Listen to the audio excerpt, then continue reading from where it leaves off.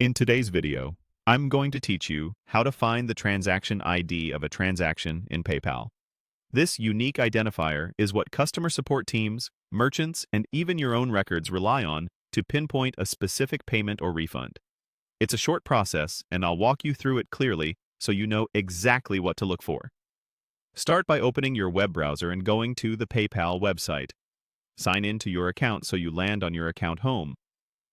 From here, you'll typically see a summary of your recent activity. If you don't immediately see the payment you're looking for, head to the Activity view, which lists your transactions chronologically. You can adjust the date range at the top to narrow things down, or use the search to filter by amount, keyword, or type of transaction. This makes it much faster to bring up the exact payment you want to review. Once you've located the payment or refund, click on that transaction to open its full details. This details page is where PayPal consolidates everything about that specific movement of funds. You'll see information like the amount, date, payment method, status, fees, if any, and the parties involved. The layout may shift slightly from time to time, but the information you need is always present on this page. Now look for the label that says Transaction ID. It's usually near the top portion of the details page, sometimes off to the side with other reference numbers or directly beneath the main payment information.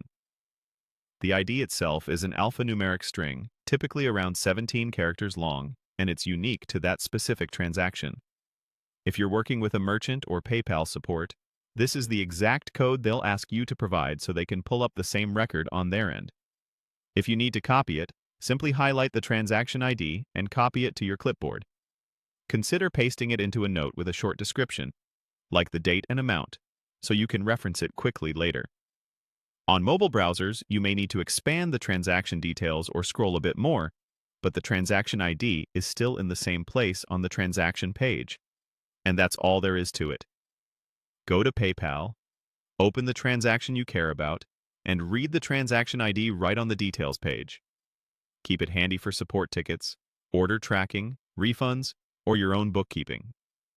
As a best practice, avoid sharing more information than necessary. Usually the transaction ID alone is enough for troubleshooting,